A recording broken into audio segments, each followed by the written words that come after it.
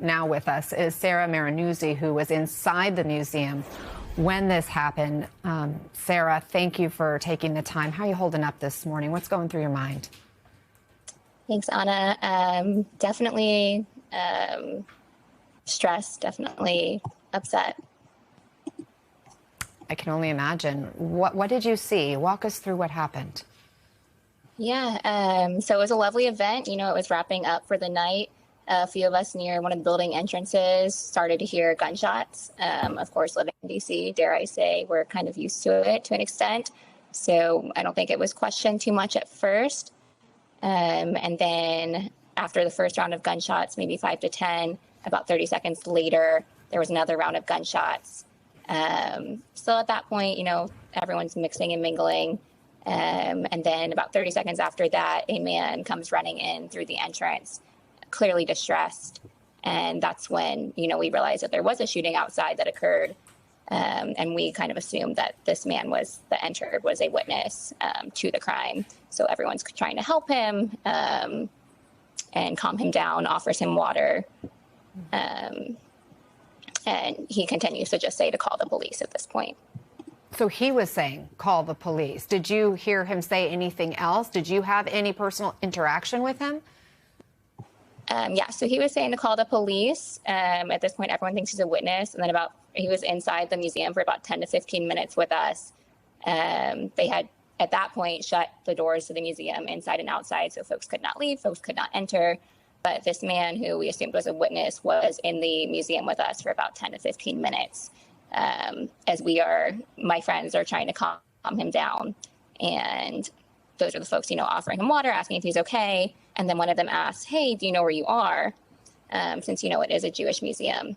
And he kind of acts oblivious at first. And then as soon as a cop enters is when he starts yelling to the whole museum. And he yells, I did it for Palestine, free Gaza, free Palestine. And at this point, he reaches into his backpack. And I think everyone at this point is just in shock. Who knows what he's reaching for? But luckily, he ends up pulling out a Jordan keffiyeh. And this is when one of my friends yells to get him outside. The cops handcuff him, and he's removed from the building. So when you heard him say, I did it, what went through your mind? Like I said, I think we were just in shock. I think a lot of us are still just in shock, especially, like I said, since he was allowed into the museum and was with us for about a good 10 to 15 minutes while the police are investigating outside, since the bodies were murdered outside. They obviously did not assume that the killer was inside the museum at this point. So I think it was shock and fear. And I'm actually like a foot away from this man, and I started to run away at that point when I realized that he was the killer.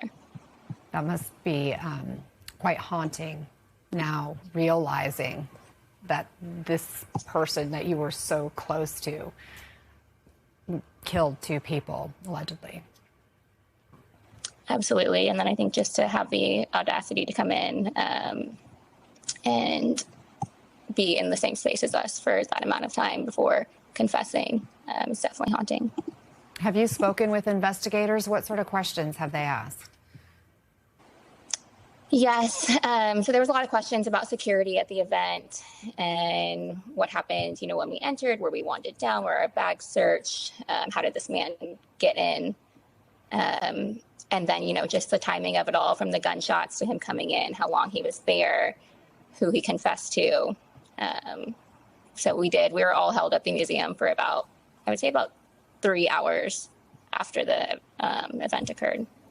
So you mentioned the security, and we were just talking in our last segment with some folks about what it's like to be Jewish right now in America, in other parts of the world. And obviously this event had, you know, so much hopeful content about kind of people coming together to help each other, no matter what faith you are. Were you feeling safe at this event? What was the security like? I think, you know, the Jewish community here in D.C., there's kind of a constant state of what if or fear that something could happen. But we registered for the event. We were wanted. When we got in, our bags were searched. There were 4 armed security guards there. so I wasn't feeling uncomfortable. But, you know, there is always that thought that this would be a great place to target. Can you talk to us about what you were trying to accomplish at this event? And then just the realization that this person was among you? Yeah, so I was actually invited to the event by a friend. So I was there for support, but it was a lovely evening, a discussion with panelists on humanitarian diplomacy and actually bringing aid into Gaza. So it was definitely painful to realize that this event that was about humanity and awareness was targeted as an act of terrorism. Do you know, is the community planning a vigil or a memorial now for these victims, for Yaron and Sarah? I'm not sure, but I definitely imagine, you know, we have a very active community here in D.C., so. Well, Sarah Miranuzzi, I'm sure you're exhausted. Thank you for taking the time to share what you experienced.